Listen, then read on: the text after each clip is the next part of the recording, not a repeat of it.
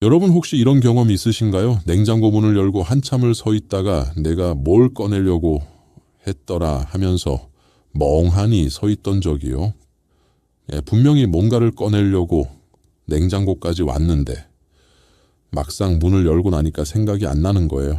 한참을 서서 생각하다가 포기하고 문을 닫았더니 거실에 돌아와서야 그거였지 하고 떠오르는 경험 말입니다. 아니면 분명히 아는 사람인데 이름이 갑자기 생각이 안 나서 입이 근질근질 했던 적이요. 길에서 아는 사람을 딱 만났는데 이름이 혀끝에서 맴도는 거예요.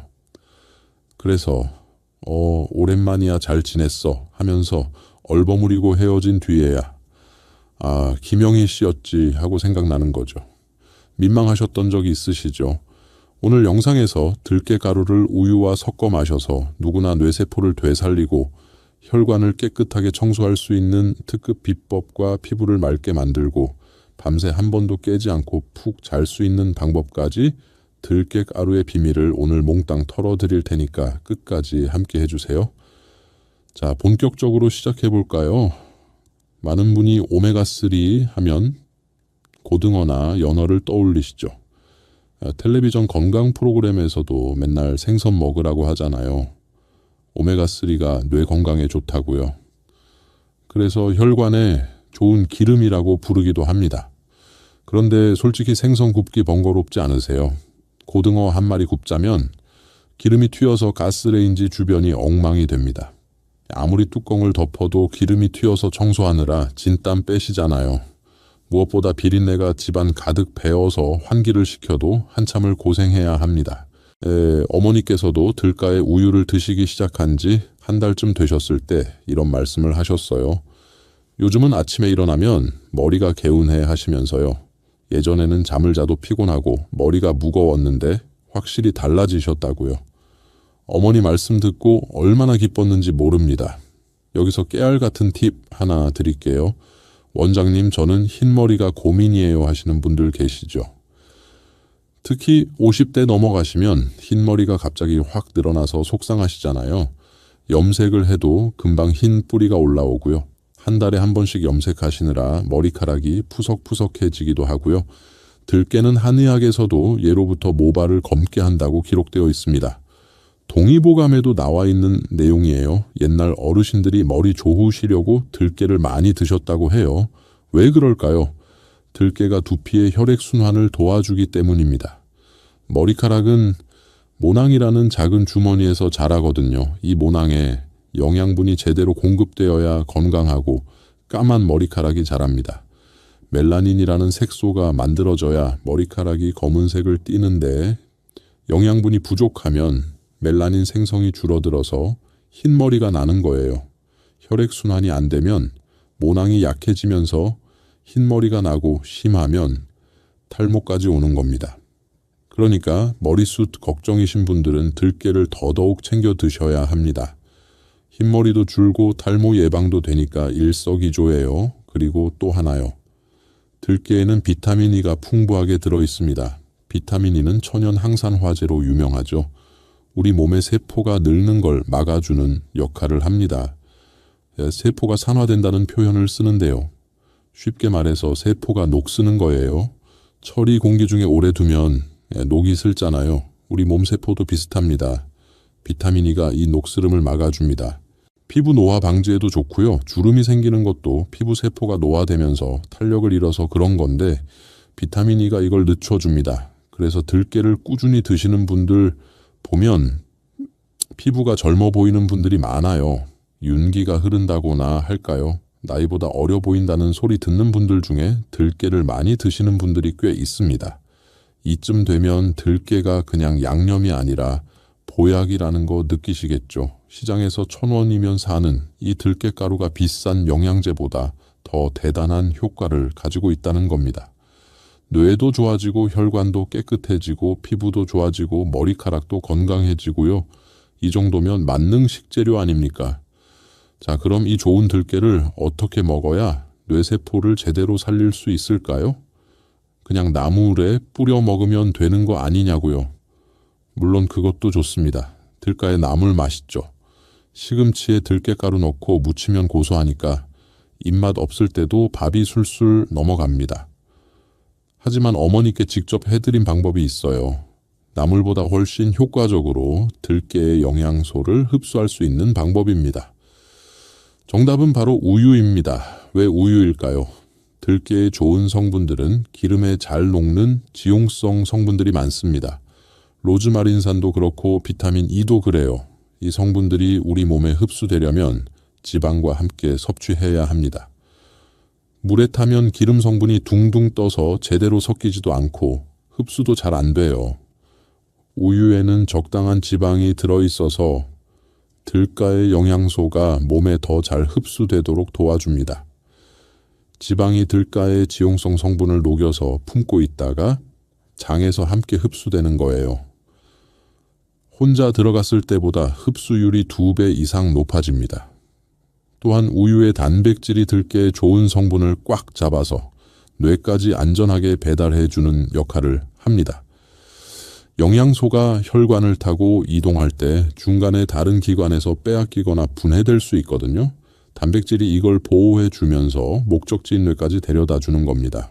택배 기사님 생각해 보세요. 물건을 포장 없이 그냥 보내면 중간에 파손되거나 잃어버리기 쉽잖아요. 그런데 단단한 상자에 넣어서 보내면 안전하게 도착하죠. 우유의 단백질이 바로 그 포장 상자 역할을 합니다. 자, 그럼 지금부터 뇌청춘 라떼 황금 레시피를 알려드릴게요. 메모하실 분은 메모해 주세요. 간단하니까 오늘 당장 해 드실 수 있습니다. 첫째로 우유 200ml를 준비합니다. 종이컵으로 한 컵 정도 되는 양이에요. 너무 많으면 배부르고 너무 적으면 효과가 약하니까 200ml가 딱 적당합니다. 전자레인지에 1분 정도 돌려서 따뜻하게 데워주세요. 여기서 중요한 게 온도입니다. 너무 뜨겁지 않게요. 팔팔 끓이면 우유의 단백질이 변성되고 들깨의 영양소도 파괴될 수 있어요. 손으로 컵을 만졌을 때 따뜻하다 정도면 됩니다. 대략 50에서 60도 정도요. 전자레인지 1분이면 적당합니다. 둘째로 여기에 들깨가루를 밥숟가락으로 2스푼 듬뿍 넣습니다. 한 스푼만 넣으면 효과가 약하니까 꼭 2스푼 넣어주세요. 듬뿍이라고 했지만 수북하게 담지는 마시고요. 평평하게 깎아서 2스푼이면 됩니다. 셋째로 꿀을 반 스푼 넣고 잘 저어줍니다. 꿀은 단맛도 내지만 들깨의 쓴맛을 잡아주는 역할도 합니다. 들깨가루만 넣으면 약간 쓰고 떫은 맛이 날 수 있거든요. 꿀이 그걸 중화시켜줘서 훨씬 부드럽고 맛있게 드실 수 있어요. 꿀 없으시면 설탕 반 스푼 넣으셔도 됩니다. 여기서 중요한 팁 하나 알려드릴게요. 섞자마자 바로 드시지 마시고 딱 1분만 기다려 주세요. 왜냐하면 들깨가루가 우유를 머금는 시간이 필요하거든요. 가루가 액체를 흡수해서 불어나는데 시간이 걸립니다. 1분만 기다리시면 들깨가루가 우유를 흡수해서 훨씬 부드럽게 넘어갑니다. 바로 드시면 가루가 목에 걸리는 느낌이 있어서 불편하실 수 있어요. 기다렸다 드시면 크림처럼 부드럽게 넘어갑니다. 소화도 훨씬 잘 됩니다. 1분 기다리는 게 별것 아닌 것 같지만 맛과 효과에서 큰 차이가 납니다. 원장님, 저는 우유만 마시면 배가 아파요 하시는 분들 많으시죠? 유당불내증이라고 하는데요. 우유에 들어있는 유당을 소화하는 효소가 부족해서 생기는 증상입니다. 한국인의 5%가 유당불내증이 있다고 해요. 생각보다 굉장히 많죠. 배가 부글부글 끓고 설사를 하기도 합니다. 가스가 차서 배가 빵빵해지기도 하고요. 그래서 어릴 때부터 우유를 멀리 하신 분들이 많습니다. 학교에서 급식으로 우유가 나와도 남기셨던 분들 계시죠? 걱정하지 마세요. 그런 분들은 두유나 귀리 우유에 타서 드시면 됩니다. 두유에는 유당이 없어서 소화가 잘 돼요. 두유에 들깨가루를 넣으면 고소함이 2배가 됩니다. 콩의 고소함과 들깨의 고소함이 만나니까요. 정말 맛있습니다. 가끔 두유에 타서 마시는데 우유보다 더 맛있다고 느낄 때도 있어요. 귀리 우유도 좋은 선택입니다. 요즘 마트에 가면 귀리 우유가 많이 나와 있죠. 귀리 자체가 혈당 조절에 도움이 되거든요. 당뇨 있으신 분들은 귀리 우유를 선택하시면 일석이조입니다. 들가의 효과에 귀리의 혈당 조절 효과까지 얻을 수 있으니까요. 그리고 신기한 게 있어요. 오히려 들깨가루의 풍부한 식이섬유가 장을 부드럽게 감싸줘서 우유와 함께 드시면 소화가 더 편해지는 분들도 계십니다. 식이섬유가 장 점막을 코팅해주는 효과가 있거든요. 변비 때문에 고생하시는 분들 있으시죠? 나이가 들수록 장 운동이 느려져서 변비가 심해지시는 분들이 많아요. 화장실에서 힘주다가 허리 아프신 분들도 계시고요. 이 뇌청춘 라떼를 꾸준히 드시면 아침마다 황금변을 보시게 됩니다. 장이 편해지면 피부도 좋아지고 컨디션도 확 올라가요. 몸이 가볍다고 느끼시게 됩니다. 자, 여기서 응용 레시피도 알려드릴게요. 혈압이 높은 분들은 꿀 대신 바나나 반 개를 으가해서 넣어보세요. 바나나가 단맛을 내니까 꿀 대신 넣어도 맛있습니다. 으가해서 넣으면 바나나 쉐이크처럼 걸쭉해져서 포만감도 있고요. 바나나에는 칼륨이 풍부하게 들어있습니다. 바나나 한 개에 칼륨이 약 400mg 들어있어요. 칼륨은 나트륨을 몸 밖으로 배출하는 역할을 합니다. 우리가 짜게 먹으면 혈압이 오르잖아요. 나트륨이 체내의 수분을 잡아두면서 혈액량이 늘어나고 그래서 혈압이 올라가는 겁니다. 칼륨이 그 나트륨을 빼주는 거예요. 소변으로 나트륨이 빠져나가면 혈압이 안정됩니다. 바나나의 칼륨과 들깨의 오메가3가 만나면 혈압 조절에 정말 기가 막힙니다. 혈압약 드시는 분들은 의사 선생님과 상의 후에 드시되 이 라떼가 많은 도움이 될 거예요. 당뇨가 있으신 분들은 꿀을 빼고 드시면 됩니다. 들깨 자체가 혈당을 천천히 올리는 저혈당 식품이에요. 혈당 지수가 낮다는 뜻입니다. 그래서 당뇨 환자분들도 안심하고 드실 수 있습니다. 다만 우유에도 유당이라는 당분이 있으니까 두유로 바꿔서 드시면 더 좋습니다. 무당 두유로요. 마트에서 무당 두유 찾으시면 당 함량이 낮은 제품들이 있습니다.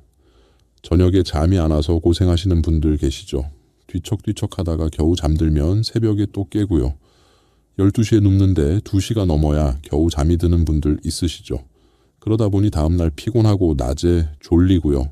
악순환이 반복됩니다.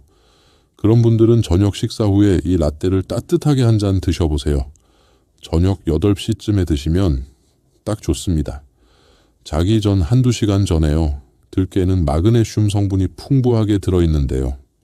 들깨 100g에 마그네슘이 약 410mg 들어있습니다. 성인 하루 권장량이 300에서 400mg이니까 상당히 많은 양이죠. 마그네슘은 근육을 이완시키는 역할을 합니다. 우리가 긴장하면 어깨가 뻣뻣해지고 목이 굳잖아요. 스트레스 받으면 온몸에 힘이 들어가고요. 마그네슘이 이렇게 굳은 근육을 풀어줘서 몸을 편안하게 만들어줍니다. 그래서 들깨를 천연수면제라고 부르기도 해요. 수면제처럼 다음날 머리가 무겁거나 멍한 부작용도 없습니다. 약국에서 파는 수면 보조제 먹으면 다음날 아침에 머리가 띵하신 분들 계시잖아요. 들깨는 그런 부작용이 전혀 없어요. 자연스럽게 몸이 이완되면서 깊은 잠에 들 수 있습니다. 자, 이제 오늘 영상에서 제일 중요한 이야기를 할 차례입니다. 생명과 직결된 이야기니까 집중해서 들어주세요. 지금까지 들깨가 얼마나 좋은지 말씀드렸는데 여기서 한 가지 경고를 드려야겠습니다. 들깨가루가 몸에 좋다고 해서 아무거나 드시면 안 됩니다. 오히려 암을 부를 수 있어요. 이 말씀을 드리는 이유가 있습니다. 실제로 상한 들깨가루 때문에 건강을 해치신 분들이 있거든요. 지금 당장 냉장고에 있는 들깨가루를 꺼내서 냄새를 맡아보세요. 영상 잠시 멈추고 가셔서 확인해 보셔도 됩니다. 혹시 오래된 크레파스 냄새가 나지 않나요? 어릴 때 쓰던 크레파스 있잖아요. 그 냄새요. 아니면 기름 쩐내가 나지 않나요? 코를 찌르는 듯한 이상한 냄새가 나지 않나요? 만약 그렇다면 아깝다고 생각하지 마시고 무조건 쓰레기통에 버리셔야 합니다. 얼마 전에 샀는데 아깝다고요. 그래도 버리셔야 합니다. 그건 이미 산패가 진행된 겁니다. 산패라는 건 기름 성분이 공기와 반응해서 상했다는 뜻이에요. 들깨는 지방 함량이 40%가 넘는 고지방 식품이에요. 이 지방이 공기 중에 산소와 만나면 화학 반응을 일으킵니다. 이게 산패예요. 산패된 들깨에서는 과산화 지질이라는 물질이 생성됩니다. 이게 1급 발암 물질입니다. 세계보건기구에서도 위험성을 경고하는 물질이에요. 몸에 들어가면 세포를 손상시키고 암을 유발할 수 있습니다. 그럼 어떻게 보관해야 할까요? 들가에는 공기와 열을 싫어합니다. 공기와 닿으면 산화가 시작되고 열을 받으면 산패가 빨라집니다. 그래서 보관 장소가 정말 중요해요. 아무 데나 두시면 안 됩니다. 많은 분이 가스레인지 옆 선반에 이제 양념통이랑 같이 들깨가루를 놓아두시잖아요. 요리할 때 넣기 편하니까요. 고춧가루통 옆에 들깨가루통 놓아두시죠. 그런데 이게 최악의 보관 장소입니다. 가스레인지에서 불이 나올 때마다 열기가 들깨가루에 전달돼요. 조리할 때 주변 온도가 30도, 40도까지 올라가거든요. 그러면 산패가 급격하게 진행됩니다. 일주일만 지나도 맛이 변하기 시작해요. 한 달이면 완전히 상합니다. 올바른 보관법은 이렇습니다. 밀폐 용기에 담아서 냉동 보관하세요. 지퍼백도 좋고 밀폐 용기도 좋습니다. 공기가 들어가지 않게 꼭꼭 밀봉해 주세요. 그리고 냉동실에 넣어두시면 됩니다. 냉장실 말고 냉동실이요. 냉동실에 넣어두면 산패가 거의 일어나지 않습니다. 온도가 낮으니까 산화 반응이 거의 멈춰요. 먹을 때만 잠깐 꺼내서 필요한 만큼 덜고 바로 다시 냉동실에 넣으세요. 이렇게 하면 석 달은 거뜬히 드실 수 있습니다. 냉동실에서 꺼내도 들깨가루는 얼지 않아서 바로 사용하실 수 있어요. 가루니까 녹일 필요도 없습니다. 시장에서 들깨가루 살 때 뭘 사야 할지 고민되시죠? 종류가 여러 가지잖아요. 가장 좋은 거는 통들깨를 사서 그때그때 갈아 먹는 겁니다. 통들깨는 껍질이 산화를 막아주거든요. 껍질이 보호막 역할을 하는 거예요. 먹기 직전에 갈면 가장 신선한 상태로 드실 수 있습니다. 요즘 믹서기가 좋아서 통들가에도 금방 갈려요. 1분만 돌리면 부드러운 가루가 됩니다. 집에 믹서기 있으시면 통들가에 사서 직접 갈아 드시는 걸 추천드립니다. 하지만 솔직히 매번 갈아 먹기 귀찮으시잖아요. 어머니 드시라고 사드리는데 통들깨는 번거로워서 잘 안 드시더라고요. 갈아야 하니까 귀찮으시대요. 그래서 가루를 사시게 되는데요.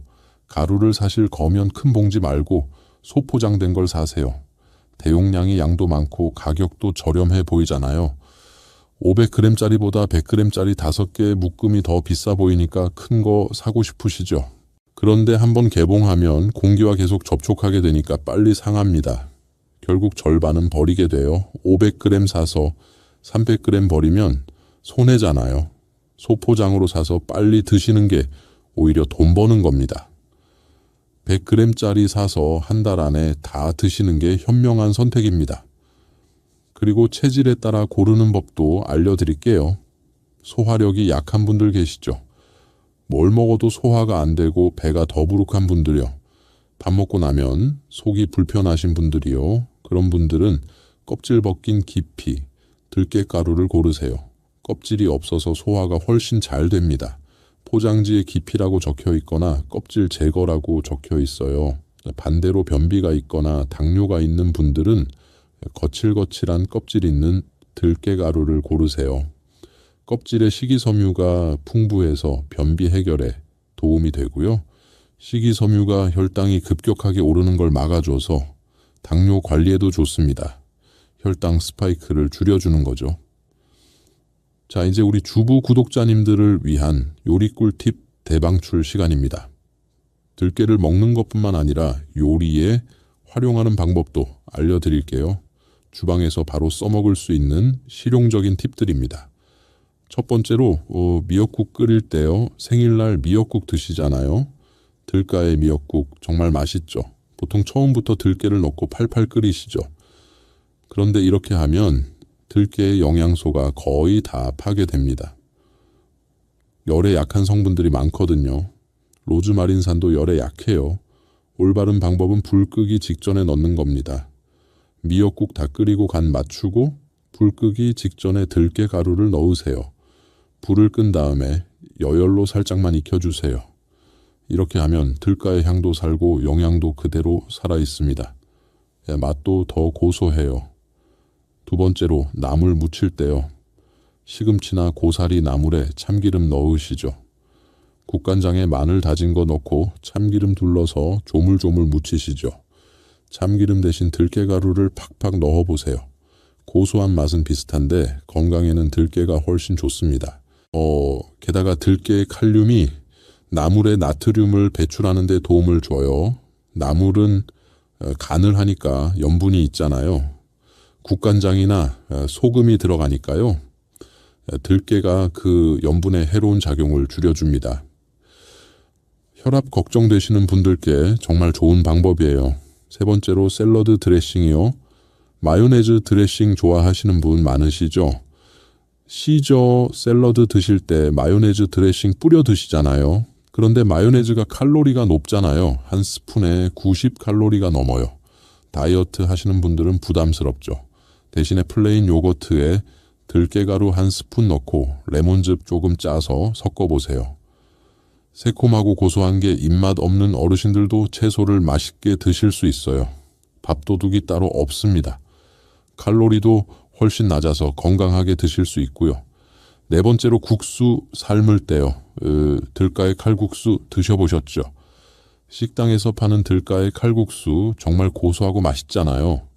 집에서도 간단하게 만들 수 있어요. 면 삶은 물에 들깨가루 3스푼 넣고 소금으로 간하면 끝입니다. 멸치 육수 없어도 들깨의 특유의 고소함이 국물 맛을 내줘요. 어르신들 점심으로 딱 좋습니다. 소화도 잘 되고요. 다섯 번째로 밥 지을 때요. 밥 지을 때 물만 넣으시죠. 그 물에 들깨가루 한 스푼 넣어서 지어보세요. 밥 아래 들깨가 코팅되면서 윤기가 자르르 흐릅니다. 밥이 찰지고 맛있어져요. 반찬 없이 밥만 먹어도 고소해서 맛있어요. 입맛 없을 때 이 밥 한 공기면 든든합니다. 자, 요리 말고 생활 속 활용법도 알려드릴게요. 우유에 들깨가루 타서 드시고 나면 컵이나 숟가락이 조금 남잖아요. 그거 바로 씻지 마시고 손등에 쓱쓱 문질러 보세요. 겨울에 손이 갈라지고 거칠어지시죠? 설거지하고 빨래 하시느라 손이 푸석푸석해지시잖아요. 핸드크림 발라도 금방 다시 까슬까슬해지고요. 들깨에는 천연 오일 성분이 가득해서 피부에 바르면 촉촉함이 오래 갑니다. 비싼 핸드크림 저리 가라예요. 거친 손이 아기 손처럼 보들보들해집니다. 또 들깨에 우유 드시고 나면 입이 텁텁할 것 같잖아요. 기름진 거 먹으면 입안이 끈적끈적하니까요. 그런데 신기하게도 오히려 고소한 향이 입냄새를 잡아주는 효과가 있어요. 들깨의 향기 성분이 입안의 잡내를 중화시켜줍니다. 일석이조죠. 헤어팩으로 쓰시는 분들도 계세요.